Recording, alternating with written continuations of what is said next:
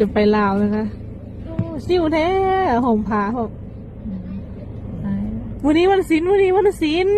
โอ้โหบอกวันศิลป์นี่โหบอกวันนี้เกิดอีหยังขึ้นกันแท้ครอบครัวศรีวิไลเสร็จภารกิจอยู่งานวัดลำเขาเอิ้นว่าลำถวายไว้อาลัยแล้วก็กลับไปบ้านเตรียมตัวออกเดินทางทันทีมุ่งหน้าเข้าสู่สปป.ลาวทักทายสวัสดี FC แฟนคลับของน้องธิดาลาวมดสุผู้สุคนมาพบมาพ่อกันอีกแล้วท่านผู้ชม FC แฟนคลับพบพ่อกันคลิปนี้โอ้ยเป็นเรื่องราวที่น่าตื่นเต้นมันจะมีอีหยังเซอร์ไพรส์กันอยู่ทั้งฟังลาวหรือบอเนาะปกติพอผู้ศรีวิไลจะไปใส่นี่ก็ต้องจะโพสต์ล่วงหน้าก่อนมาเมื่อวานนี่ปรากฏว่าไปงานแล้วก็กลับไปที่ห้างขายเครื่องดนตรีเอาเครื่องดนตรีแล้วไปส่งให้ลูกชายมังกรแป๊บเดียว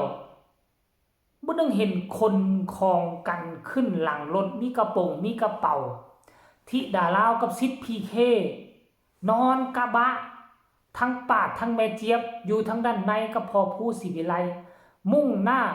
เข้าสู่ด่านไทยลาวทานผู้ชม FC แฟนคลับหลายคนก็ยังบ่ฮู้เขาเจ้าเดินทางด่วน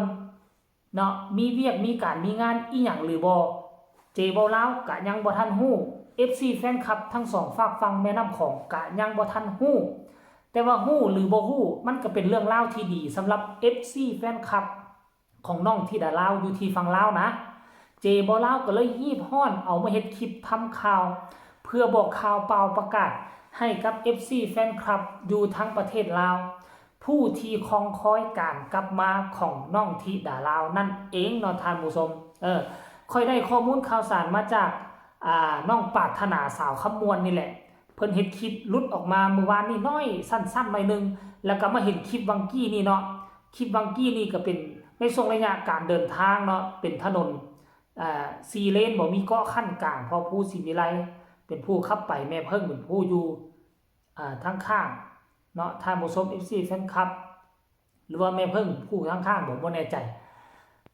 คือกับพากันมุ่งหน้าไปแน่นอนแล้วมุ่งหน้าไปที่ด่านเรียบร้อยแล้วอาจจะข้ามฝั่งสวรรณเขตในช่วง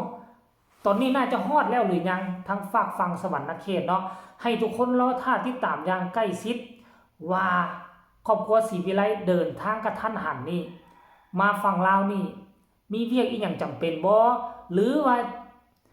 เป็นเรื่องเอกสารเกี่ยวกับลูกบุญธรรมที่พ่อผู้ศรีวิไลมาขอเพื่อจะเอาน้องธิดาลาวไปเป็นลูกบุญธรรมนั่นหรือบ่เจ้าหน้าที่เพิ่นสิมาตรวจเจ้าหน้าที่เพิ่นจะมายามหรือบ่จึงเดินทางกระทันหันแบบนี้เนาะก็ขอให้เดินทางปลอดภัยก็แล้วกัน FC แฟนคลับหลายคนเห็นแล้วก็พากันเข้ามาคอมเมนต์ต่างก็ว่าเดินทางปลอดภัยเด้อเดินทางปลอดภัยบางกี้นี่น่ะเดินทางมาช่วงระยะนึงแล้วก็พากันจอดพักกินข้าวกินน้ำซ้ำปลานั่นเองท่านผู้ชมเนาะจอดกินข้าวกินน้ำแล้วกะตอนนี้คือเดินทางต่อแล้วบ่แน่คือสิฮอดด่านแหละทำเอกสารน่าจะข้ามด่านแล้วแหละท่านผู้ชมเนาะอยากให้ทุกคนไปชมคลิปนี้ซะก่อนน้อยนึงแล้วจังมาพ้อกันในช่วงต่อไปชมคลิปนี้พร้อมๆกันเลยมีว่ากันม้วนกันหลายแล้วมันนี่มันสินใหญ่เด้นี่ว่ามันสินใหญ่เด้มื้อนี้น่ะสินดับเด้บ้างเด้ไม่ได้กันเอาได้กินทุเรียนนึกว่าได้กินทุกได้กินทุเรียนไปกินได้ยินกลิ่นตอนใดว่าไม่อยากกินทุเรียนไปกดตังค์แล้วกดตอนนี้สิพี่กับสิน้องนะคะนั่งหลังจะไปลาวนะคะซิ่วแท้ห่มผ้าผมวันนี้วันศิลป์วันนี้วันศิลป์โอ้โหบอกวันศิลป์นี่โหบอกวันนี้วันศิลป์นี่ยายบนไปห้อยดอกไม้ยังโมโหจังอยู่ผู้อ้ายเพิ่นมาจะไปนอนผู้เดียวฉันผู้เราหัวอะไรหัวยังโมโหมองในโค้งๆคนละสิจอดให้2 คนนี้ลงทำไมเจ้าเนาะชิวมากเหมือนนะเพิ่นมันเอาหมดเดี๋ยวบ่ได้ไล่สดครับเดินทางไปขึ้นคือดีเดินทางมานอนอยู่ใกล้ๆด้านที่สุดค่ะวันนี้จะถามงานในตอนเช้าวันนี้เนาะครับจะตึกเลยครับมื้อนี้ตั้งแต่ตี 5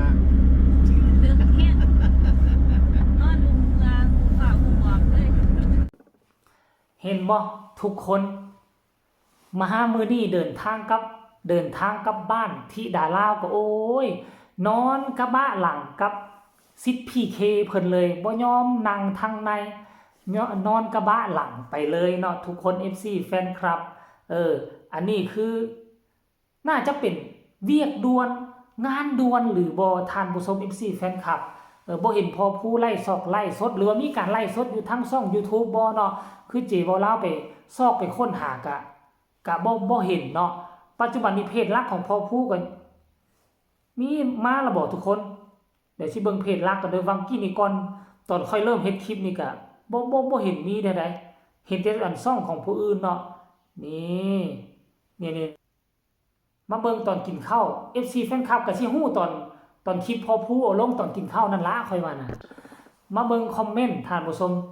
ใต้คลิปวิดีโอของพอผู้ศรีวิไลเอาลงเมื่อเกือบครึ่งชั่วโมงที่ผ่านมานี่แหละว่าเดินทางปลอดภัยบ้านศรีวิไลทุกคนว่าซั่นธิดาน้อยรับติคือบ่ได้ยินธิดาน้อยอยู่ทั้งหลังเด้อบ่ได้อยู่ในน้ำหมู่เดินทางปลอดภัยทุกบ้านศรีวิไลเดินทางปลอดภัยเด้อผู้และทีมงานครับเดินทางปลอดภัยทุกเส้นทางจ้าบ้านศรีวิไลเฮงๆปังๆเด้อเลขที่ฝันแม่เพิ่งจ้าว่าสั้นเนาะท่านผู้ชมเนาะบ่เห็นมีคนลาวนี่บ่ทันฮู้ได้ว่าน้องที่เดี๋ยวลาวเดินทางกับลาวนี่นะเดินทางโดยปลอดภัยจ้าขึ้นเหนือลงใต้ทุกวันผู้ขับรถคนเดียวเป็นห่วงว่าสั้นเอารูปแม่เพิ่งแต่เป็นสาวมาให้เบิ่งแน่คือสิงามแท้บ่าวผู้ได้เมียงามเนาะว่าซั่นเอ้ยสวัสดีว่าซั่นเด้มีความสุขครับเดินทางปลอดภัยไล่โลกค้าครับว่าซั่นเด้เดินทางปลอดภัยเด้อบ้านศรีวิไลสู้ๆจากกทมว่าซั่นปาโธพี่น้องฟังลาวคือบ่พากันฮู้แหน่บัดนี้ก็สิฮู้เพราะช่องของเจเว้าลาวนี่แหละท่านผู้ชม FC แฟนคลับขอฝากฝังเนาะขอแจ้งเตือนว่าปัจจุบันนี้น้องธิดาลาวกับพอผู้กำลังเดินทางมุ่งหน้าจะมาลาวด้วยเหตุผลประการใดให้ติดตามตอนมาฮอดลาวก็แล้วกันมันจะมีคลิปมันจะมีข้อมูลข่าวสารเล็ดลอดออกมาจากพอผู้ศรีวิไลแน่นอนฝากพากันกดแชร์กดไลค์กดติดตามโดยเฉพาะคือกดแชร์ไปหลายๆให้ FC แฟนคลับนะครับได้ฮู้เพื่อเกี่ยมกันมาต้อนรับและก็ถ่ายรูปถ่ายห้อยกับธิดาลาวกันหลายๆเด้อคลิปนี้ก็ขอฝากฝังเอาไว้สำนี้แหละลาทานผู้ชมไปก่อนสบายดี